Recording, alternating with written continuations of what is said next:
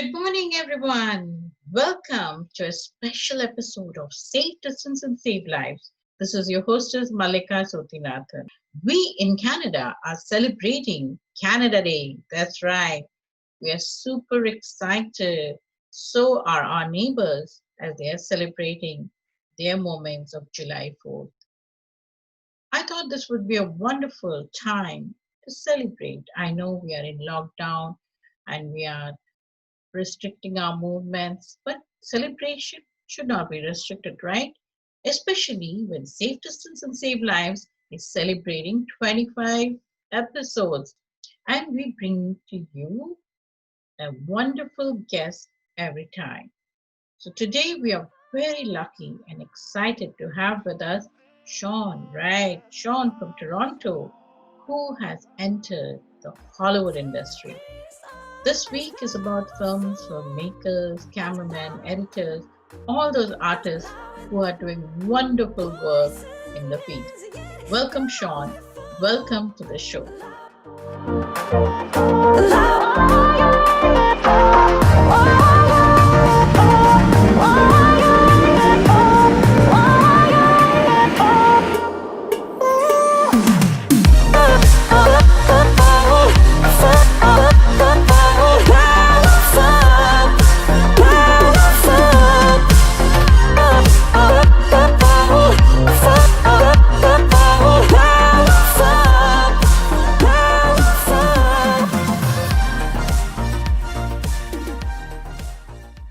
Welcome, Sean.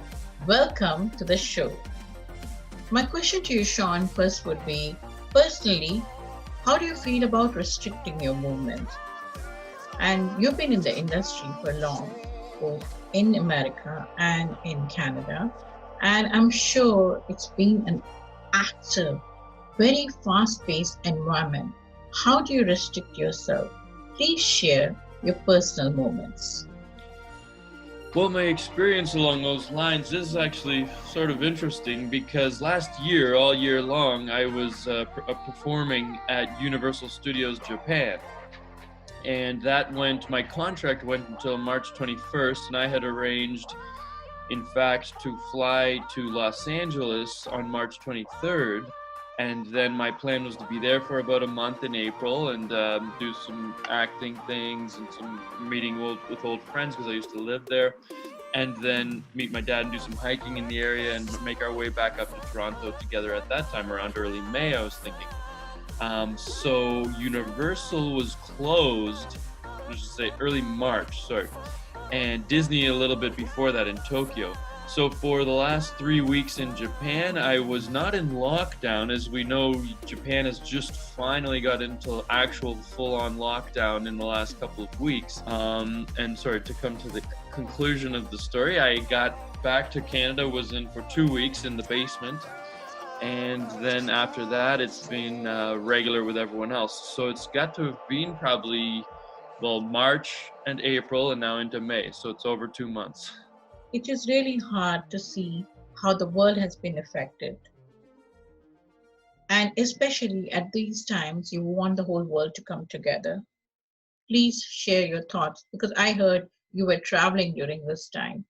All right, well, yeah, I'll just briefly say, so I was going to go to LA, and so I was following the situation extremely closely there with all my friends and all that were there.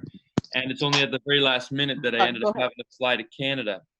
From the beginning, I've sort of been aware of it and following it and seen it just blow up. And to conclude, as I'm lucky enough, after having traveled quite a bit, and also Toronto, right? You just meet, and Montreal, you meet all kinds of people from everywhere. So I have quite a few, as I think is probably not entirely uncommon these days, friends from a little all over, of which India, bien sûr, but also various parts of Africa, Europe, Asia. So it's been really fascinating to, and again, I don't think an entirely unique experience, far from it, but to connect with people a little bit all over the world, as you pointed out, and see the kind of experience that we're sharing as humans. And one thing that the one big thing I think for me for Corona that doesn't seem to be coming together as much as it might have is the idea that humanity is in this together and we could work in this together.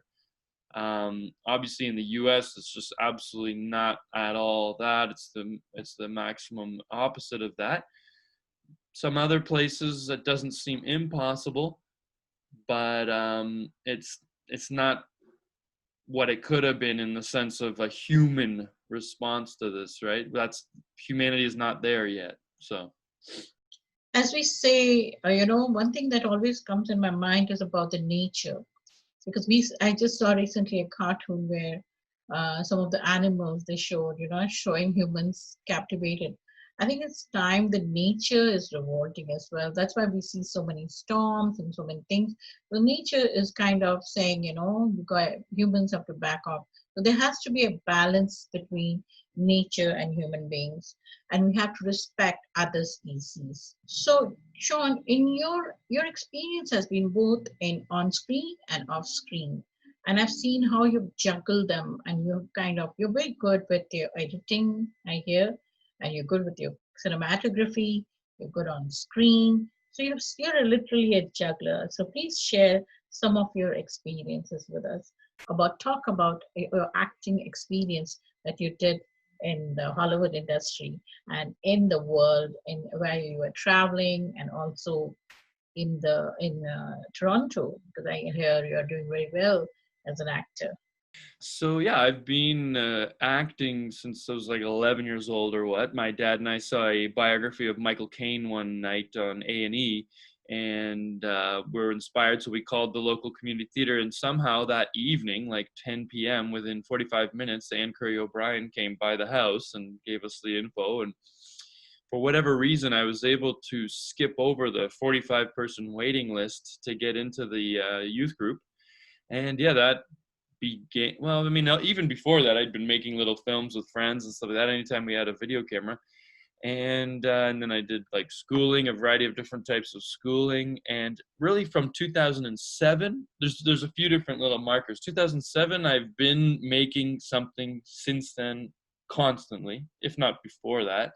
But like short films of all kinds. Even as I studied law and became a lawyer, I was just always making a film.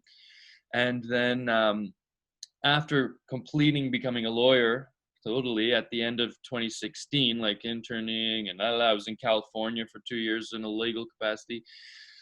From 2017, the beginning of 2017 on, I was like, okay, I'm going to give myself a year to like just be 100% actor and in film work. And so that continued on into 2018 and then even 2019 with the Universal thing. And so now here we are. And the plan was to come back and kill it in the acting in Toronto. See, what kind of, after 2 years in Toronto, a year in Japan, and then returning to Toronto, see what kind of reaction would happen if people remembered me, stuff like that. Because even while I was in Japan, I would get emails from time to time saying like, oh, Sean, we're doing a production. Do you want to come out and do a commercial or whatever? And I'm like, well, I'm in Japan, but next year I'll be there. And so hoping to see how it would take off. Obviously, Corona's thrown an enormous monkey wrench in that.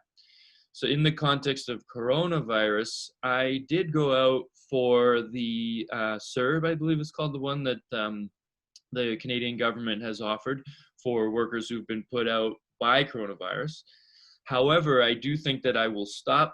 I won't take the maximum that the government's offering. Each month you have to ask for it because there are opportunities to create work within this environment. Not like necessarily extremely well paid, but I mean, it's how you take it. So for example, even as I was in Japan before coronavirus, I had started to do audiobooks on ACX, Audible, Amazon Audible, just as a sort of fun side thing. But there is possibilities of money in there if you can create a little home studio and then just rip through a bunch of books. So I'm waiting on an upgrade on my microphone.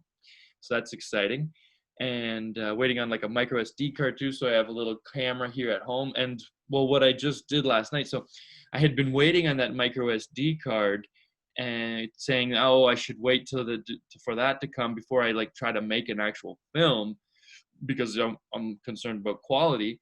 But the camera that I'm being filmed by right now, I ended up using because I didn't have the micro SD card yet, but I had like a good lighting setup that's like right there. And then, it was hilarious. I pulled out all my wardrobe. I myself played 3 characters, and I dressed myself extremely different. And then 2 days ago, I had a full beard. And in the film, one of the characters has a beard, and then one of them has a really weird, funny, specially trimmed beard that I just did for the fun of it. And then one of them's clean shaven, and their costumes were different and everything. And then I myself did the lighting and the la and the writing and all that. So it is possible. Sean, what are you doing for your coping skills? Because I know that coping is a very important thing at this time, especially when we are all going through this and we are all trying to come out of this lockdown situation in phase 1, phase 2. So, what are you doing to keep it all together? Yeah, absolutely. Thank you very much for that opportunity. In regular life, if I spend a day or so in the apartment, I go a little kooky. I get a little weird.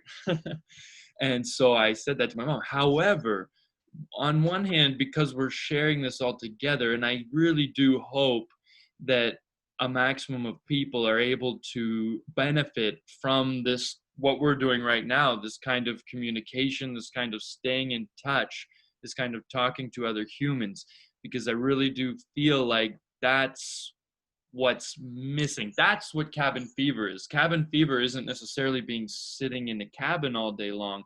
It's alone in a cabin all day long, staring at a wall, or worse, staring at another human that the 2 of you or the 3 or 4 of you are staring at each other all day long. And like, love your family max, but staring at them all day long is not healthy. And unfortunately, it leads to horrendous situations. So it's about keeping busy and maxing out on variety, as much variety as possible.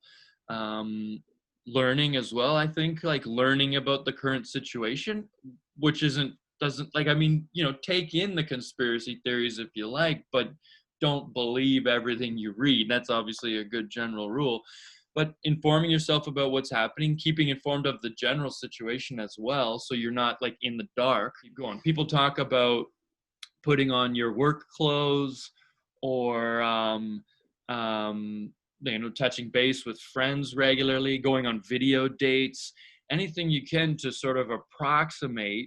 And please, please, please let this be a relatively temporary thing. Like, I mean, when we go after this, there's going to be a ton of elements of this that are going to have taken over. Because one thing I've often noted is that though Corona has like pushed us off a cliff, nothing that we're doing is new. It's not new to talk on a video conference online. It's not new to, wash your hands regularly and be really concerned about germs everywhere. It's not new to be concerned about coming close to humans. There's nothing particularly new about what's happened. It's just pushed it to an nth degree, like pushed it off a cliff to an insane degree. Be an actor or a lawyer or whatever in the north of Canada. It is one of my goals to get up there, and it might just hasten that if society post-Corona looks much like society during Corona. We'll see. Thank you, Sean, for being with us today. It was really delightful to have you and share this Hollywood, Bollywood moment. I know both these industries, especially the entertainment industry, is going through a lot these days with everyday closures, no film shooting. Even in Canada, we haven't opened for shooting. So I'm sure it's impacting the economy, impacting the artists. And with no work, it's really tough. So this week is a tribute to all the artists around the world. And we're really delighted to share these stories with you. Keep watching us and stay safe and practice safe distance and save lives. And again, happy Canada Day to all the Canadians and people who are all around the world. We are always delighted to share this wonderful moment. Keep celebrating your small events, big events, whatever, because you want to celebrate your success. Nothing should restrict you. Nothing should restrict you in whether you are in lockdown or not, because it's about freedom of thought, freedom of action, freedom of speech. That's right. And that brings us to the freedom movement that's happening on July 19th. Please make sure you tune in on between 10 and 12. You can see it on the Save Distance Save Lives Facebook page, as well as you will be seeing it in YouTube. So keep tuning in and watching us every week as we bring you another story. Thank you.